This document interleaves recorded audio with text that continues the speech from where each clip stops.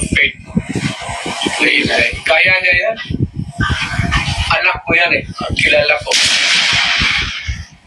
Sir, may mga nag-comment na po sa social media na people power na lang daw po. Isipan. Sir, wag alam mo, dumaan ako pagka-presidente. Not for anybody, not for anything else. Meron tayong problema. Malaking problema. Sabi ko, insignificant yung nangyari dyan kay Lopez pati kay Inday. Binata man yung threat, patay-patayan. Kasi itong lukulukong Malacanang, ang problema ng isa pa dyan, yung National Security Advisor ko noon. Gusto nila ipalabas palalabasin ngayon na nagnakaw ng pera si Vice. Yeah, wala pa nga audit eh. Gusto na nila palabasin gano'n. Tama yung kay Inday. Because, according to her, sabi ni, pasinsang na dyan, kaya ito yung forerunner sa presidency. Gusto ata na ni Martin maging presidente. So,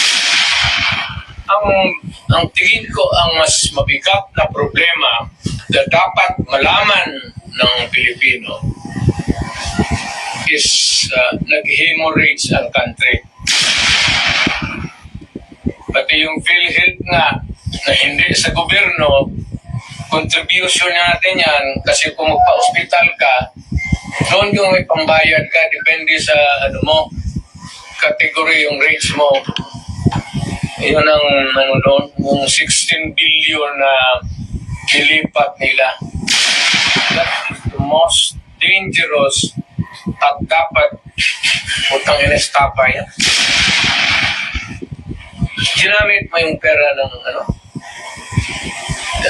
even Congress cannot do that. Trust fund yun eh. Galing inyo yun, pati akin. Contribution yun natin para pag nagkasakit ka ng cancer, uterus, may pagpapa-opera ka. Ang ating PhilHealth funds, natin lahat was about 8.9 billion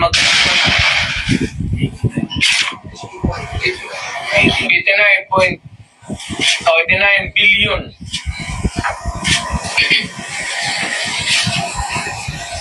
Of that 89 billion, 27 na lang ang nawala. 27 na lang ang natira.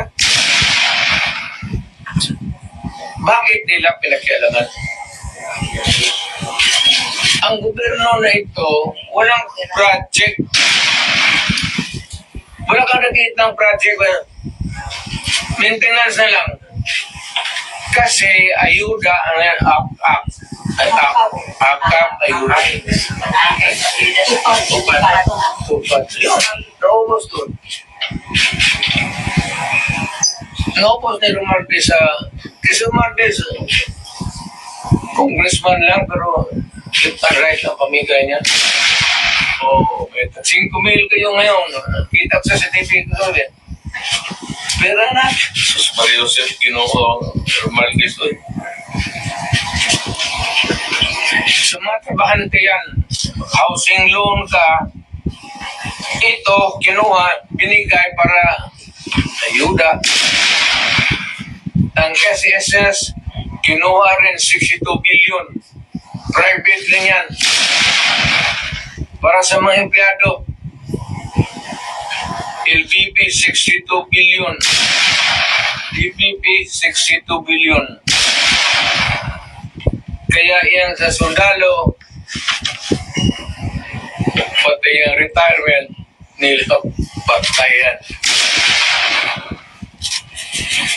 So all Filipinos now listening to me, punta kayo kay Marcos lahat. Tignan natin kung anong mangyari.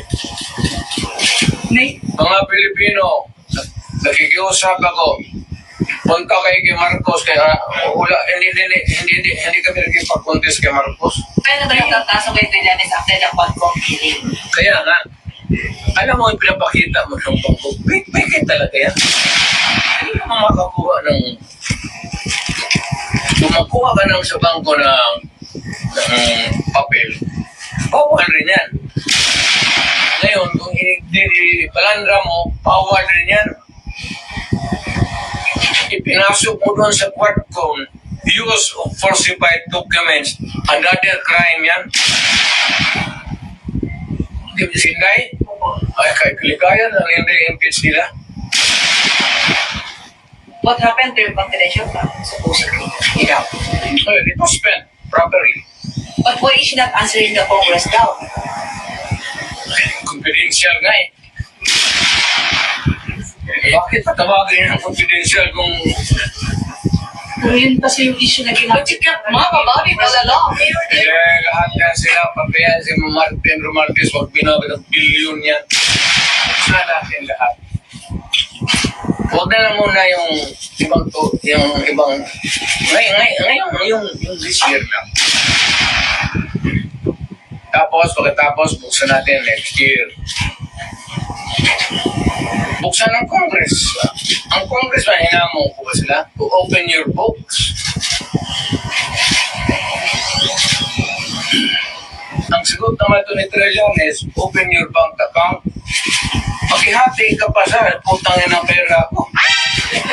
Ang hindi ino-audit, Office of the President, pati Office of the Speaker. Military, wake up. Sir, You are oppressing people and you are spending our money like water. Pati kami in the coming days, mawawalaan kami ng aming retirement, magalaw. Hindi kami sasalin sa inyo.